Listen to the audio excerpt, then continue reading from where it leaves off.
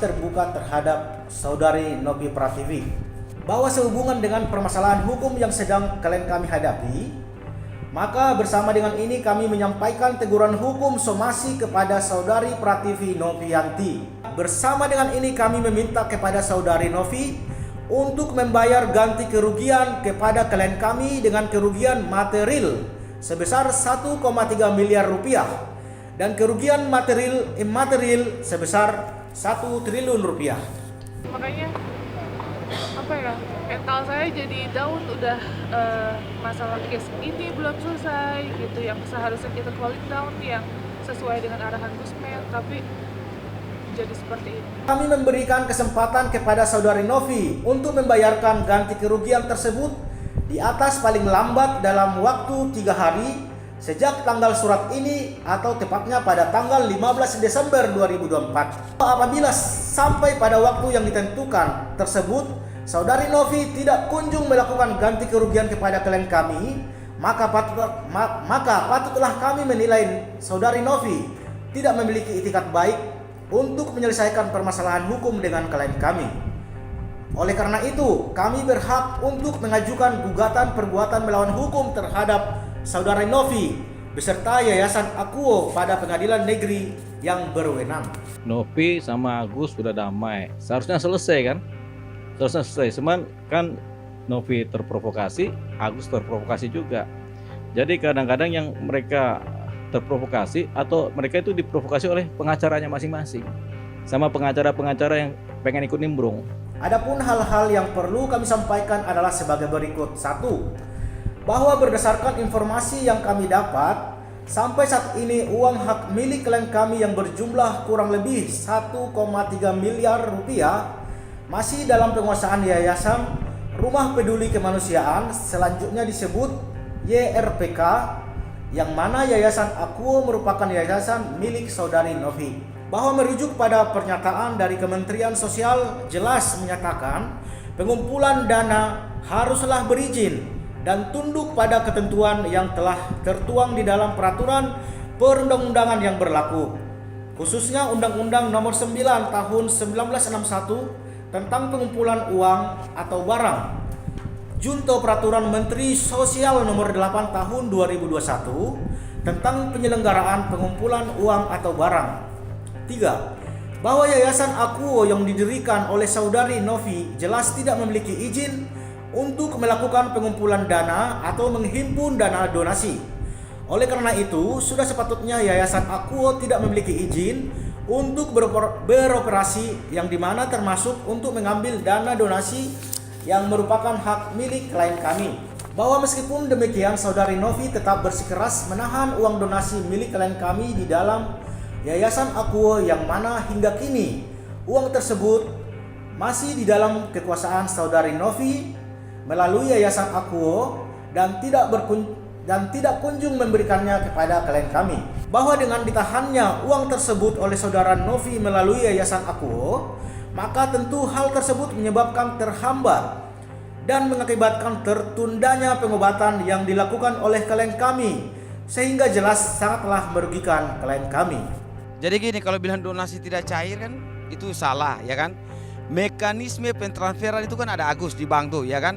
Dan pengalihan dari rekening Agus ke rekening Yayasan adalah bagian daripada mencegah penggunaan yang salah, gitu. Tidak boleh kasih cair, memang tidak boleh karena sudah berperkara, baik dilakukan oleh para donatur dalam gugatan maupun laporan polisi. Jadi harus tetap dipendam di rekening Yayasan sampai persoalan hukumnya selesai, gitu. Jadi yang disampaikan oleh mereka bahwa tidak cair itu saya rasa bahwa tidak perlu kita jawab karena tetap harus bertahan di situ, bagian daripada mengamankan dana tersebut.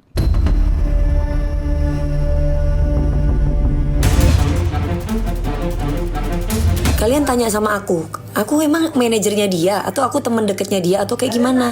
Aku nggak tahu. Ridho nggak ada urusan ya, nggak ada urusan. Saya nggak punya masalah dengan siapapun dan saya nggak mau tahu urusan orang. Urusan saya udah banyak banget, saya nggak mau tahu. Apa Mamina? Ya, jadi udah tahu kan orang bermasalah, ngapain juga kalian lihat orang-orang yang bermasalah. Hidup itu ya tenang-tenang aja gitu loh, damai-damai aja. Udah tahu orang masih kalian tonton. Jadi nggak usah ditonton namanya orang. Karena selalu akan ada masalah dan huru-hara. Ya, jadi yang baik-baik aja. Gak usah nontonin hal-hal yang bikin kalian itu jadi pusing kepala, ya kan? Mami Isdalia itu pemberani loh. Mami Isdalia itu kalau udah ini hati-hati ya. Mami Isdalia itu orangnya cuma nggak mau ribut, ya. Mami Isdalia itu orangnya cuma nggak mau ribut. Ya. Tapi Mami Isdalia itu orangnya pemberani. Oke guys ya. Cuman kalaupun diam dia orangnya nggak mau ribut. Terlepas dari aksinya yang telah menabuh genderang perang terhadap Iis Dahlia, Nikita Mirzani sejatinya masih berkutat dengan polemik hukum dengan Fadel Bajide. Di mana, seperti diketahui, kedua kubu sudah melayangkan laporan polisi mereka masing-masing. Dan hingga sampai saat ini pun, tanda-tanda perdamaian pun masih sangatlah jauh dari kenyataan. Terlebih, pihak Fadel kini sudah mengambil langkah tegas dengan menghadirkan saksi dari luar negeri untuk menguatkan laporannya terhadap Nikita. Berdasarkan pengakuan Rasman Arif Nasution, saksi itu nantinya akan memberikan keterangan secara daring kepada penyidik. Lantas, seperti apa pihak Nikita menanggapi hal itu? Benarkah pula keterangan saksi dari Fadel itu tidak akan diterima lantaran tidak hadir secara langsung di kantor polisi?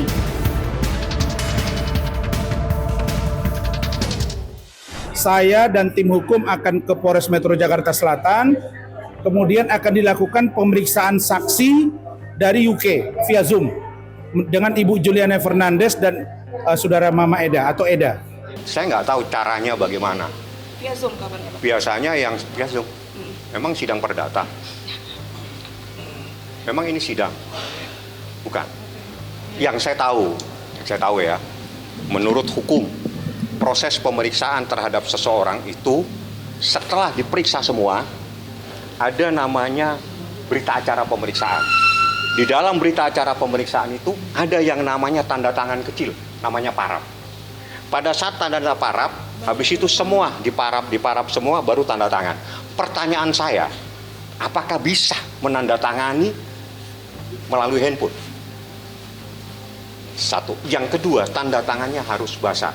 Yang terpenting, semua saksi yang diperiksa di dalam proses tindak pidana itu harus berhadapan langsung dengan penyidik. Artinya penyidik tidak berhadapan dengan HP. Kalau berhadapan dengan HP, itu melanggar KUHAP. Seperti itu. Ya, ada proses.